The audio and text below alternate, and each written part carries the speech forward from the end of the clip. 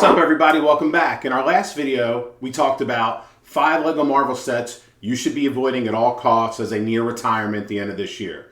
We're going to flip it and go into the 5 you should be investing in, what price points are going to be good, why I like these sets, what they should do for you, and some other comparisons that we can get into. Of course, this is an Icebergs video. You're going to get a couple of bonuses. Let's jump in.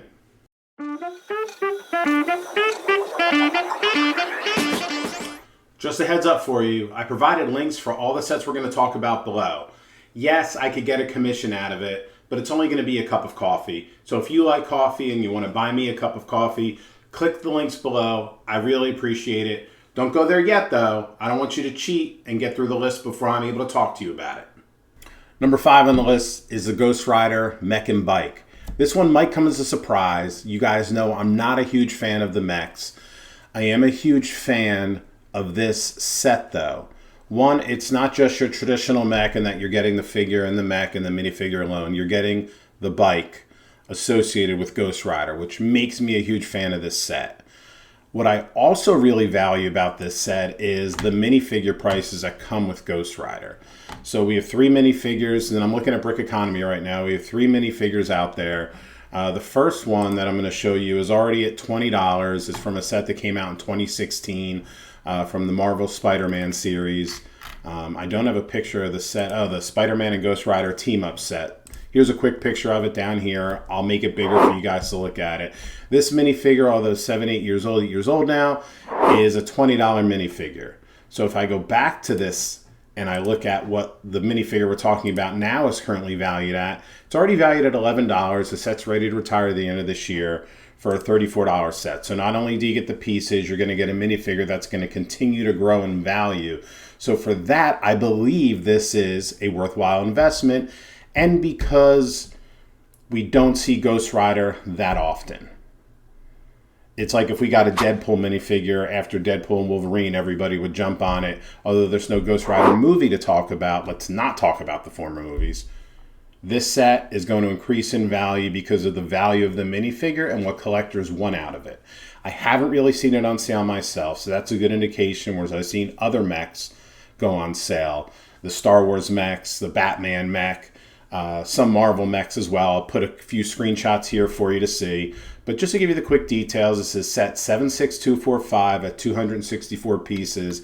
And I know what you're asking me. Dave, that price to piece ratio is not good. You're right. We're paying what I'm calling, and someone else in the comments previously called the Marvel tax. Right? We're paying the copyright tax for Marvel. I think you get your value out of it with this minifigure over the long run. And if you can find it on sale, which I haven't seen, it's going to be even a better value for you. But at $34.99, knowing what I'm getting, knowing I'm going to see that minifigure grow in value, that I could sell this minifigure independently, keep the pieces, sell the set in totality, I'm in on this. But it's also number 5 on the list. There's a tie for number 4. They're both Groot, though. I Am Groot from Guardians of the Galaxy Volume 2 and Venomized Groot. Both for different reasons. So I'm going to start with the I Am Groot set.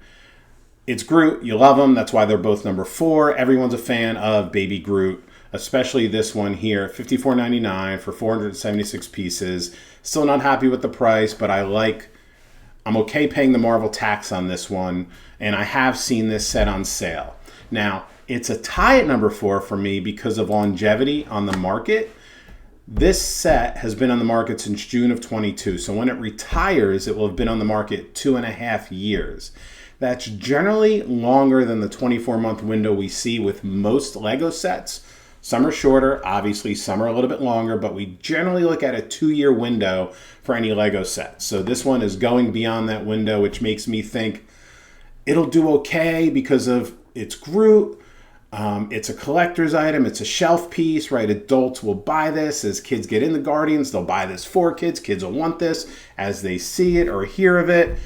So I think it'll do okay in that sense. Why I like Venomized Groot in a tie is it's only going to been on the market 17, 18 months at best. If I do my math right, we'll call it 17 months. So regular Groot is on the market a year longer than Venomized Groot. That's a long time in the LEGO world, and I think you guys know that. But Venomized Groot is a unique set in of itself. The price point is a little bit better, $49.99 for 630 pieces, so you're getting more pieces. It does have a coolness factor to it. You can make it total Groot, right, total Venomized Groot, or kind of the half and half picture. So there's some action, some fun you can have with this compared to the general I Am Groot. Now, in another video, I'll get into the Dancing Groot, I'll get into the Potted Groot Brickhead. That's for another day. But for right now, these two are tied at 4. I think you can't go wrong either way. I personally prefer the I Am Groot. I think it's obviously classic compared to the Venomized Groot, which is more for a niche market that are huge Venom fans, have read the comic where Venom, the symbiote with Groot. So that's more for a niche audience, where this one is for the general population, so I think you'll do fairly well. I haven't seen this one on sale as much as I'd like. I have seen it on sale, not routinely though. But I still think it's a good value. It's a good buy. You're probably going to have to hold on to it for a little bit, and that's okay because it's not tough to store something like this. You guys know that's one of my pain points is storage. But I'm a fan of these. They're tied at number 4 for a reason. You got to love Groot. I did a quick search on Amazon and found that both sets are on sale. The I Am Groot set is on sale for 40% off, and the Venomized Groot on sale for your traditional 20% off that we normally see on Amazon. Both are good buys at that point for me. You're getting good price to piece ratio, good value. It's your pick either way you go. You know, dollar for dollar, you're going to get more dollar value out of Venomized Groot than you are the I Am Groot, in my opinion at least, when you compare better price to piece ratios. Just my take. Let me know if you disagree. Add a comment below. You guys know I like a little controversy to talk about it, so put it out there for me to hear. But both are really good buys right now on Amazon. Time to stock up and store up and get as much as you can and take it from there. But those are my reasons why I like these two sets as a tie for number 4. I really struggled with this one at number 3, but Star-Lord's helmet. I know in the last video I talked about wanting to put that in when you should avoid, when I talked about Wolverine's adamantium gauntlet, inclusive of the Captain America shield, but a helmet's a helmet's a helmet. And helmets have always done well in the secondary market upon retirement. So I don't see that being a different case with the Star-Lord helmet, especially with as cool as it looks. Now, again, you're paying the Marvel tax, $80 for 600 pieces, set number 76251, but it's beautifully done, still expensive. I believe it was a Target exclusive. Of course, you can find it on Amazon. I'll pull that up for you here price-wise. But just take a look at some of the other helmets I'm going to flash up on the screen for you. They've done really well, and they're not of character significance. I'm specifically going to talk about the Star Wars theme. But now that the Batman helmets have been retired, you'll see them getting close to the $90, soon probably $100 mark. Venom is upwards near $100. Dark Trooper is upwards near $100. And those just recently retired. Star-Lord, I can see that doing much better on the market when I use the other helmet environment as a comparison, right? It's Star-Lord. Everyone thinks he's one of the coolest characters. If you are a helmet collector, you probably already have it. But as more Guardians stuff gets introduced downstream, you're going to have more Star-Lord, and people are going to go back and want this. If you want it for yourself and you haven't bought it yet, you can find it used. I'd be happy paying a used price for this and not paying full price if I'm just going to collect it. I'm not one of those, I need a brand new box with every set person. The R2 up behind me, I bought used. It was a pain in the butt to put together, but I bought it used. Every piece was included, came out perfect. This one's going to be good. It's a helmet. Helmets do very well aftermarket. I highly recommend getting into Star-Lord's helmet if you haven't already. $80 at a price point makes it a bit tough to swallow, right? It's expensive if you want to buy it in masses. I mean, just 10 is $800. That's a lot of money for anybody to put out there. So start small, figure out what's going to work for you. This one's number 3. I would buy this at full price if I can't find it on sale. For investment purposes, for myself, I'm happy waiting until I can find it used.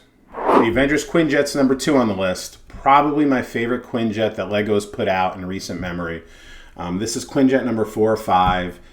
I really love this. I really appreciate how LEGO put a stand together for it so I can put it on display better versus using my own bricks to try to make some form of display. I have some Marvel pieces over here. This is primarily my Star Wars. And yeah, I know I got my mech bots up there, Optimus Prime, Bumblebee, and Voltron. But I like this Quinjet better than most.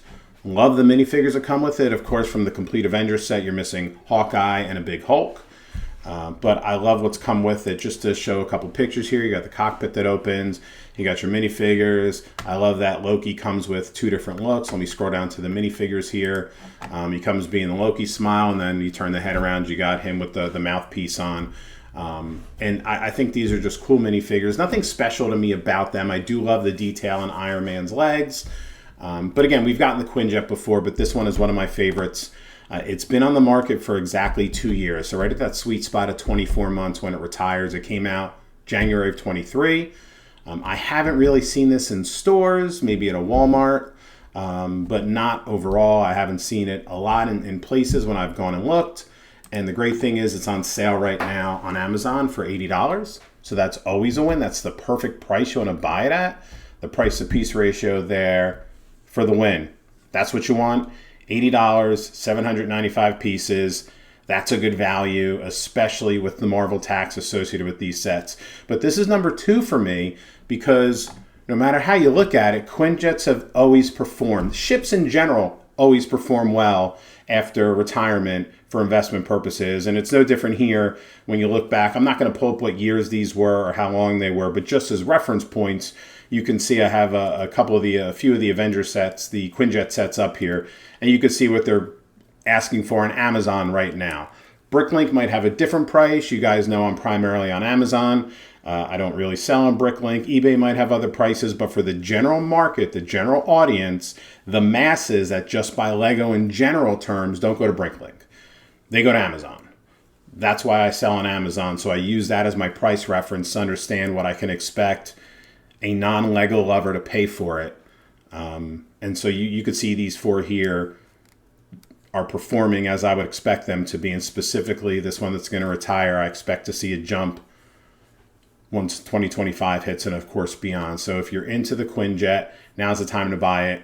Don't hesitate. It's on sale. The price is perfect. Don't wait for it. Go get it. Hey, you made it this far. Hit the like and subscribe button. Really helps me out, and I really appreciate you. I heavily debated what number 1 should be, and I landed on The Amazing Spider-Man. What made me debate is the price. $200 is steep when you talk about Lego investment. I'm talking about the average everyday person that, like, hey, I want to make some money off Lego, not I do this holistically as my business and no other work. Those individuals have at it. They've probably bought 10 or 15 of these already. Good for them. But the average person isn't going to go spend $200 on a Lego investment and sit on it and wait, especially multiples of them. That's a lot of money to some people, and I fully respect that, which made me hesitate for this being number 1. But it's just too beautiful to not have it be number 1. There are a couple reasons that also landed on the top of this list. One is the life. This will only be on the market 15 months, which is a very short window for Lego sets, especially artwork like this. This is probably the most dynamic piece of art in the superhero genre that Lego's put out there. Now, I haven't seen it on sale, so $199.50, sure, 50 cents off on Amazon. But when I look at other pieces of art that Lego's put out there, you have the Lego Sith art selling for $170. You have the Batman, the Jim Lee, $205. Those have done well. And then I bought these 2 sets. I found them on clearance, and it was very lucky that I did. And I was able to get them for $83. So selling them, what I did about $150, $160, after all my commission, I probably made $40 to $50, and I was very happy with that. I don't like to hold on to things forever. You guys know that about me. But if I'm to use the Spider-Man as a comparison, these would be 2 that I would use. And we already know the Spider-Man set is just much more beautiful to put up on a wall than these sets. I also pulled up Lego Elvis just to give another comparison point, and that's selling for $250. Now, that's really going to be for the collector. I'm not pulling up the other Lego Beetle, the other stuff, but I'm just wanted to show you a couple comparisons to show you that Lego artwork does well for investment purposes. If you're willing to spend that kind of money on a set, you're going to do well when you go to sell, regardless of where you sell, because people want these. They're willing to put them up on a wall, but $200 is just steep. So I put this as number 1 with a little bit of hesitancy because I can't ask you or expect you to go spend multiple $200 on a Lego set that you're going to hold on to for a little bit and then resell sometime later in 2025 or even 26 or 27, depending on how much profit you want to try to sneak out of it. All of these will have a cap. So I love this. I love the Amazing Spider-Man. I think it's absolutely beautiful. It deserves to be number one. I'm just cautious about $200 for any of us to spend. Let's get into the bonuses. My first bonus set is a Sanctum Sanctorum. This was going to be on my list of top 5, but it's $250, and I just can't in my right mind say, yes, you should be investing $250 into one Lego set, since we're specifically talking about how to make money using Lego as a means of making money. It's just not wise to me, but being that this is a modular set, you can put it in your Lego city if you are a modular builder and sell it to people who are modular builders down the road. I had to put this one as a bonus. Let me know your thoughts. Should it have been in a top 5? Should I have excluded it completely? I personally haven't invested in this set, which is why it wasn't part of my top 5. I personally don't own this set, as cool as I think it is. I'm not a modular person. I don't like to take up that much space with my Lego sets. So I did not purchase this. Just want to be fully transparent with you guys, but the set is really cool. I'm going to go over to Brick Economy and show you some of the minifigures that it comes with, just so you can see Dead Strange, Josh Strange, Ebony Maw, Iron Man, right? So this is not about finding minifigures of value, although maybe in time they will, like Mordor, maybe Sinister Strange or Dead Strange will increase in value. Everybody loves Wong down here, although he's the lowest valued minifigure there is out of these, according to Brick Economy. But maybe in time, the Scarlet Witch minifigure increases in value, so you can see a little bit of money out of that downstream. It's just tough to say, yes, you should go buy this set because it's $250. Now, it's on the market 2.5 years. So if somebody wanted it, they probably have it. The box is going to be huge. And I just can't sit there and say it's wise to store something this big and let it sit and collect dust. Now, most of us that watch, if you are an investor, you're not into the storage unit because we're not that big, and that's fine, right? My goals aren't to pay for my livelihood through Lego investing. My goals are to pay for other things and fun stuff that I want to do. I can't spend that kind of money, and I won't spend that kind of money, but this set is fantastic. And so it's one you should think about if you're willing to spend that kind of money. There are going to be people who want to buy this once it's retired. There are going to be people who want to add it to their modular city collection once it's retired. So for that purpose, maybe. But bear in mind, this has to hit $400 before it even becomes worth your time to hold it and make any money off of it whatsoever, considering commission you might pay to a site, fees, shipping costs are going to be big for a set. It's heavy, are going to be big for a set like this. If you sell it on Facebook Market, locally, other sites, that's one thing. But if you're selling it on a platform, you know you're going to pay fees and shipping costs. That's going to eat in to a profit. So don't buy this and expect to sell it for $300. You're going to have to wait until it hits $400 or more to even feel like it's going to be worth your time. This is not the type of set you sell and said, hey, after commissions, I made $10. Like, no, that was a waste of your time. Some of the $30 sets, if you sell and make $10 to $15, that's fantastic, right? That's a 40 to 50% margin you've made back. That's wonderful. It's going to take you a while to see that type of margin on this set. As good as it is, which is why it's a question mark and a bonus for you to think about, but not one of the top 5 you should jump at. The Nano Gauntlet is our second bonus here. I really debated if this should be in the top 5 also, but I have 2 reasons I didn't and one that I did. I'll get into the reason that I did. Want to put it in there in a minute here, but to start with why I didn't. It's been on the market 2.5 years. That's a tough pill to swallow. You guys know I'm really skeptical anything over 24 months. At 30 months, that's just a long, long time to be available for people. The second reason I didn't, and my best comparison, is the Infinity Gauntlet, which I think when it retires at the end of 25 will be on the market for 4+ years. And I see these two routinely on sale. So that's just my best comparison, considering they're both gauntlets. Is an easy comparison for me to make, and I can be totally wrong here, which is why I at least wanted to share this set with you. Now, I'm proven wrong because the Nano Gauntlet isn't on sale on Amazon today, but the Infinity Gauntlet is and is always on sale. But I'm just really skeptical over 2 years on the market. The one reason I did, however, want to put it on my top 5 is comparing it to Thor's hammer, which is doing amazing right now on Amazon and has been retired for, I think, all of 24. So let me just pull that one up for you as an example. I think it's over 200 now, and I can type. You can probably pull it up on your own and take a look wherever you might be. But here, $214 for a $99 set. I did buy a couple of these for $79.99. And after fees and everything, you're going to end up making a good $70 net profit, or if you bought it at $100, a 70% net profit after fees, commissions, shipping.